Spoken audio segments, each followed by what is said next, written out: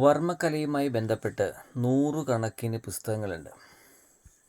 ഇതിൽ ഏതൊരു ഗുരുനാഥനും പഠിപ്പിക്കുന്ന സമയത്ത് പറയുന്ന ഒരുപാട് കാര്യങ്ങൾ, തുടക്കം ചിലത് 96 അങ്കുലം നീളമുള്ള ഒരു മനുഷ്യ ശരീരത്തിൽ എന്ന് പറഞ്ഞായിരിക്കും. അതിൽ 12 മർമ്മങ്ങൾ, 96 മർമ്മങ്ങൾ എന്നൊക്കെ പറഞ്ഞവർ പഠിപ്പിക്കും. എൻ്റെ ചോദ്യം ഒന്നാണ്, സത്യസന്ധമായി നിങ്ങൾ ചിന്തിക്കുക, ഈ മർമ്മം പഠിപ്പിക്കുന്ന ഗുരുക്കന്മാരിൽ ആരെങ്കിലും 96 അങ്കുലം ഒന്ന് അളന്ന് കാണിച്ചിട്ടുണ്ടോ? നിങ്ങൾ ചിന്തിച്ചിട്ടുണ്ടോ? ഇനി പഠിച്ചിട്ടുള്ള നിങ്ങൾ, അല്ലെ പഠിക്കാത്തവർ ആരും ആയിക്കോട്ടെ, ഇതൊന്ന് അളന്ന് നോക്കണം.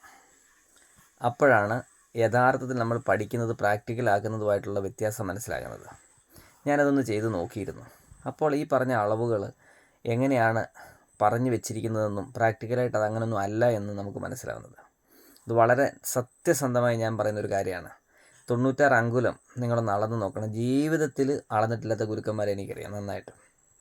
അപ്പോൾ അതൊരു പ്രധാനപ്പെട്ട കാര്യമാണ്. ഇനി നമ്മൾ ഈ അങ്കുഷ്ടം എന്നൊക്കെ പറയാറുണ്ട്, തള്ളവിരലെന്ന് പറയുന്ന സംഗതി. ഈ തള്ളവിരൽ മർമ്മശാസ്ത്രവുമായി ബന്ധപ്പെട്ട് പറയുന്ന സമയത്ത് അതിൻ്റെ നഖത്തിൻ്റെ കളർ പ്രധാനമാണ്. അതുപോലെ ഇതിൽ ഓരോ വരകളുണ്ടല്ലോ, ഈ വരകളുടെ അകലം, വലിപ്പം, ത്രികോണ ഷേപ്പ്, ഇതെല്ലാം കാൽക്കുലേറ്റ് ചെയ്യേണ്ടവയുണ്ട്.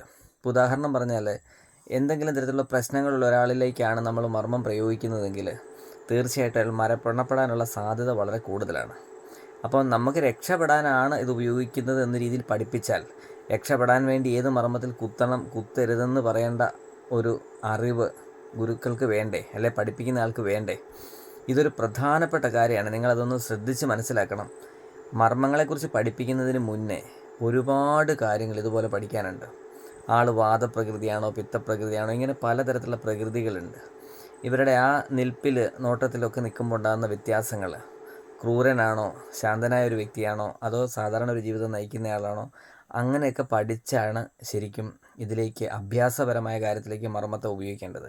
അപ്പോൾ നമ്മൾ പറയുന്നത് വളരെ വ്യക്തമായി മനസ്സിലാക്കേണ്ടത്, മർമ്മം എന്ന് പറയുന്നതിന് തൊട്ട് മുന്നോടിയായിട്ട് നേരെ മർമ്മമല്ല പോവുക. ശരീരശാസ്ത്ര സംബന്ധിയായുള്ള ഇതുപോലുള്ള എല്ലാ കാര്യങ്ങളും പഠിച്ച് അതിൽ അമൃതകല വിഷകല അതിനെക്കുറിച്ചൊക്കെ മനസ്സിലാക്കി ഒക്കെ കഴിയുമ്പോൾ, അത് എക്സ്പീരിയൻസ് ചെയ്യുമ്പോഴാണ് ആ വ്യക്തി ഒരാശാനായി തീരുന്നത്. ഇപ്പം പറഞ്ഞനുസരിച്ചാണെങ്കിൽ ഒരുപാട് ഗ്രന്ഥങ്ങൾ, ഒരുപാട് പഠനങ്ങളുടെ അവസാനത്തിൽ വരുന്ന വാക്കാണ് വർമ്മം. ഒരിക്കലും നേരിട്ട് പഠിപ്പിച്ചാൽ എത്രമാത്രം ശരിയാവും, അതെത്രമാത്രം പഠിപ്പിച്ച് കഴിയുമ്പോൾ പെട്ടെന്ന് പഠിപ്പിച്ചാലുണ്ടാകുന്ന ലോക മണ്ടത്തരം എന്തായിരിക്കും നിങ്ങൾ വിചാരിക്കുക. തീർച്ചയായിട്ടും ഞാൻ ഈ പറയുന്നതിലൊരു കാമ്പുണ്ടോ എന്ന് കരുതുക. അത് ഗ്രന്ഥങ്ങളിൽ വളരെ വ്യക്തമായി എഴുതി വച്ചിട്ടുണ്ട്. നല്ല നല്ല ഗുരുക്കന്മാർ ഓപ്പണായിട്ട് പറഞ്ഞു തന്നിട്ടുണ്ട്.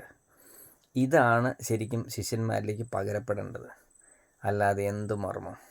ശരിയല്ലേ?